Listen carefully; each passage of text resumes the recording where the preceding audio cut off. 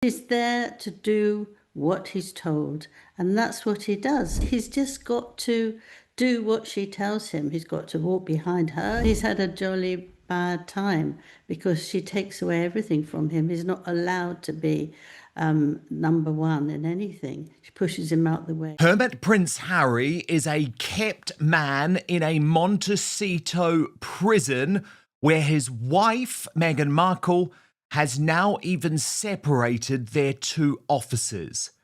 These are the shocking revelations in a new expose published by Page Six and the New York Post editor-at-large, Sarah Nathan, that is currently rocking the Duke and Duchess of Sussex.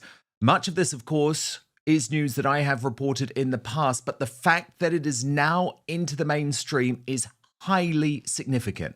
So we have our royal mastermind, Prince Harry's biographer herself, Angela Levin, to provide analysis today. But Angela, let's just go through these shocking revelations first, because here's the headline, which is rocking the royals. Prince Harry is kept man who rarely leaves the house. They say he is a glorified house husband, relying on speaking gigs to make money.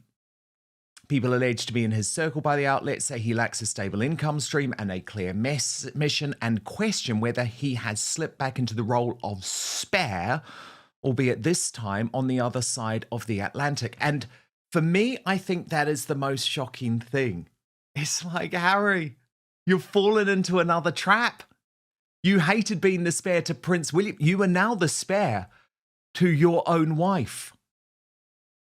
But this is what Page Six said. From royal warrior to sidelined spare, Prince Harry's failing new life in Hollywood spotlight crumbles. Sarah Nathan reports in some ways the prince is a glorified house husband, while Markle brings home the artisanal bacon. Though even that is not going as planned. Of the news that her Netflix lifestyle show has ended, following in the footsteps of the Sussex Spotify deal. The Post is told, and this is where money comes into it, that the Sussex coffers are rapidly depleting, with one source in the know saying the couple had to downsize their staffing. Harry's not really doing anything in America, said the source. It seems he is still very wrapped up in the past. There have been rumours that Harry is starting a business, but he and Meghan don't have the best track record. He's really great at service. Look at the success of his Invictus charity. He really should just stick with that. Although Harry made a reported $27 million from his 2023 memoir, Spare, the cost of the couple's Californian life said to be insanely high. They reportedly spend between $2 and $3 million a year on security, plus monthly payments on a $10 million mortgage, not to mention costs for house and work staff. There were rumours about Harry filming a Netflix doc in Africa, but that came to nothing, while the couple's polo show for Netflix only lasted one season. However, the couple still do have a film adaptation of The Wedding Date for Netflix on the slate via their Archwell Productions. However, the source said, I think Harry's banking on speaking engagements for income right now. That would explain why he went to chew the fat with real estate agents in Canada. And for the first time in their relationship, Page Six reports he and Markle are on different paths when it comes to their professional lives. While the couple teamed up to sign past deals with Spotify and Netflix, they now have separate offices, we're told. What happened to Salt and Pepper? What happened to them literally claiming that they love just sitting side by side as they worked as one all day long? Page Six goes on, although they may have lost some of their hidden glow in Hollywood, Markle remains a client of top agency WME, and they do have friends in high places. They're still close to Montecito power players, including former Paramount CEO Brian Robbins, who has a new production company backed by CAA and Sony, dedicated to animated and live-action fare, and his wife Tracy. Markle is pals with neighbour Oprah Winfrey and counts makeup millionaire Victoria Jackson as a BFF. For the most part, Harry's local friends are said to be people he knows through Markle, apart from Argentinian polo star Nacho Figueras, with whom he has been spotted at the Santa Barbara Polo and Racquet Club. A source said the prince lost touch with his UK pals years ago. I don't think they leave the house much, said the source in the know. Meghan does maybe, but not so much Harry. They're mainly found hanging out with their kids, Archie and Lily, who attend local schools. But although Harry and Markle desperately wanted to sprinkle some sunshine on their new life, Montecito resident Gail Pollard told us Harry probably came here with a lot of gusto, but a lot of it fell flat. I'd like to see him go back to England. That was the feeling in our small community. I don't care for either of them. They're not sincere. They're doing everything for fame and fortune. So Angela Levin, even though this reporting from Page Six backs up what yourself and what myself have been reporting now for many months, this is still utterly damning. The fact it is now in the mainstream media, the fact that the money troubles are growing, the fact that their offices are now separate. As Prince Harry's biographer, what do you make of all of this? Well, I'm not surprised really, because he obviously realizes he's made a terrible mistake and he doesn't know how to come out of it, because he can't go back to home and say, look, I made a terrible mistake. Please forgive me. He refuses to apologize in any way for anything. So he's got to try and manage it. Now, if you think the situation he's in, it's a jolly difficult one to get out of. The best is to sort of swap places, and he goes in one place to sit there at a desk and she goes at another. He's absolutely stuck. And that's why he's trying to get home.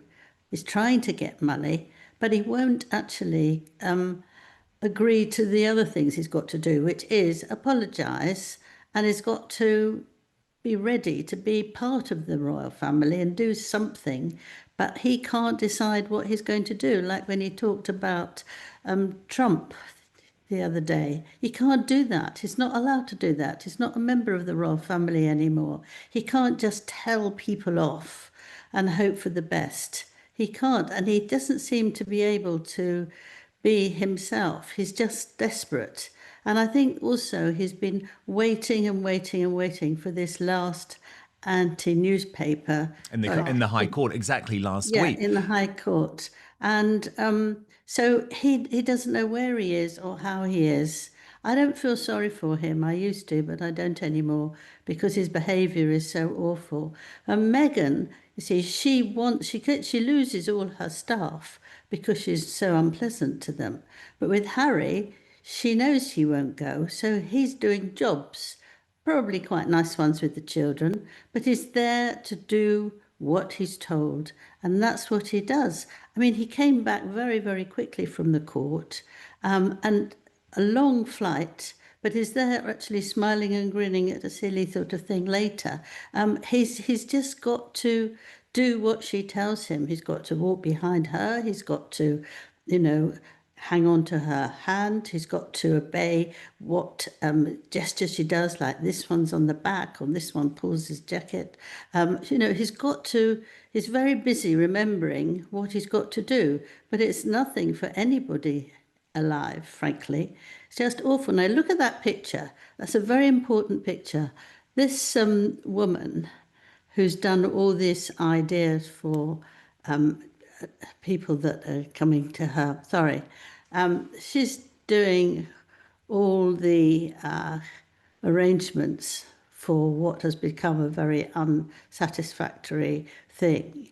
But she wouldn't hold Meghan's hand. She put her hand round the back of Harry. And Meghan's come along to be the great super exactly wonderful person who's done all this, or she hasn't done anything. But Harry was just quieter. He must have gone in once or twice. And so the woman doesn't like her. You see, again, she's not putting her arm around Meghan. So that tells you what Meghan's like. She's actually got to win everything that she wants. And Angela, your view is that Harry knows he's made a mistake, I'm sure he does. but he can't be honest about it with his family, which is presumably why he's so desperate for this sort of almost a way to edge closer to the United Kingdom. Yes. I mean, he's not so stupid that he doesn't know that he's made a big mistake. I mean, he fell in love with her for all sorts of things, that she smelt like his mother Diana. He thought she knew everything about her. You know, Meghan looked at him, his eyes, and looked at how wonderful you are, and we love each other. But then, once she got to know him, she's as tough as old reeds, you know. She's just so tough that she's very good at pretending, and she's, very good at earning money and everything like that through him. But she's not the nice person that he thought she would be. It's fine, you can smile at anyone, but it doesn't mean anything. And he's had a jolly bad time because she takes away everything from him. He's not allowed to be number one in anything. She pushes him out the way. We've all seen that for years now. And he doesn't know who he is, how he's managing, or anything at all. He's very unhappy, you can see it. But even the money thing, Angela, hasn't worked out as planned. I mean, the New York Post, and they obviously back it up by talking about the outgoings, saying that the coffers are now starting to run dry. Yes.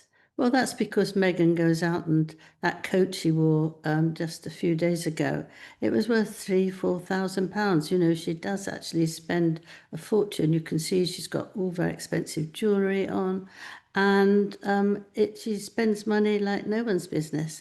But the real money of paying for important things, they don't have. Harry has had money from his grandmother, Queen Elizabeth, and he's had money from his mother and from his people in the royal family if they've wanted to have given him some. But you think that it's masses of a million, but if you spend an awful lot and you've got a house that's much too big for you, and you don't pretend you're going to go to another one, but you're not really, because you want a big house and make it seem enormous, that you are just going to lose your money. Harry hasn't been able to use money very well because he didn't have much money that was actually there for him. The aides help, other people help, people got things ready for him. They buy his clothes and all that sort of stuff.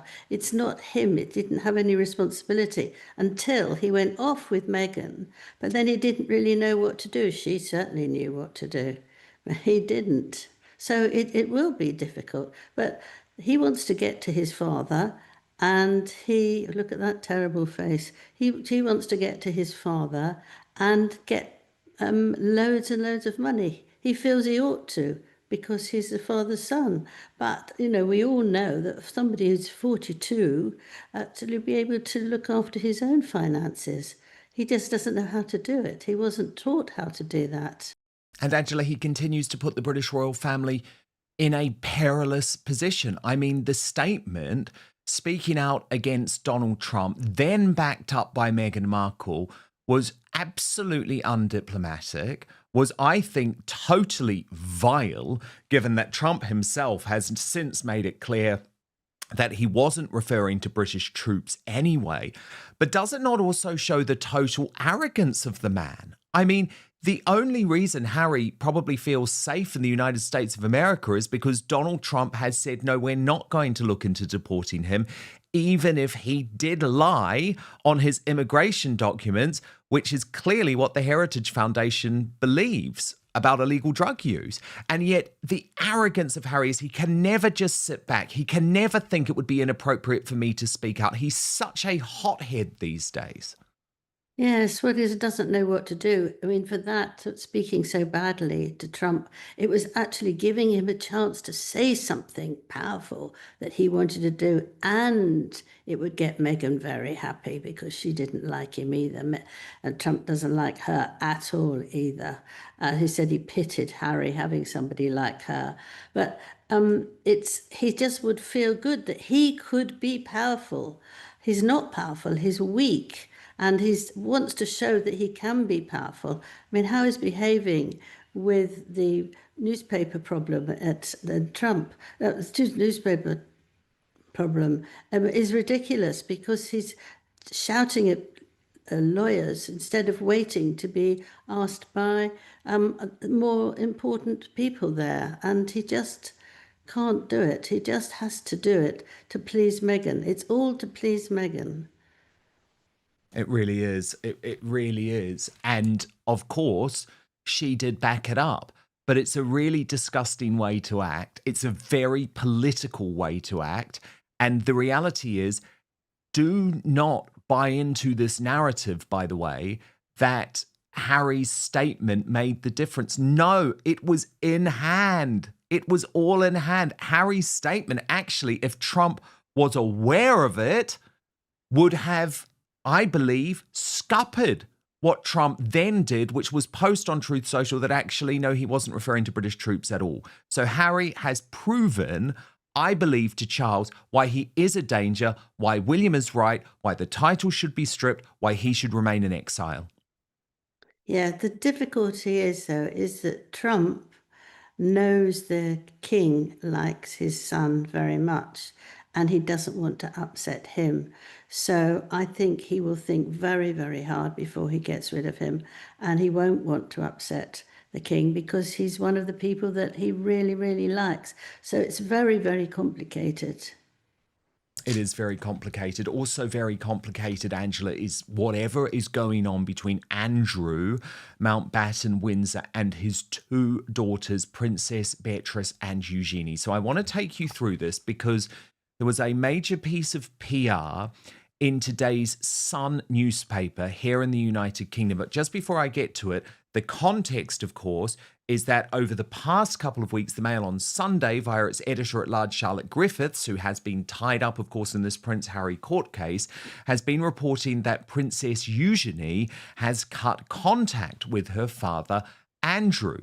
Well, today, the Sun revealed that Beatrice was showing support for her disgraced dad as her daughter joined him to ride at Windsor Castle. There was even footage of this and pictures of this.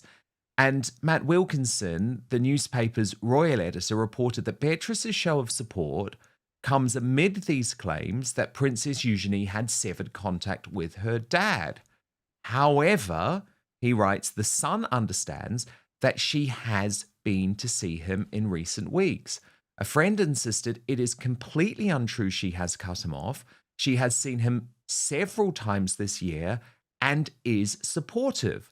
She is there for her father whenever he needs her. But of course, this does run in contrast to the reporting from Charlotte Griffiths, who has made this new video really standing by her purported exclusive. Watch this.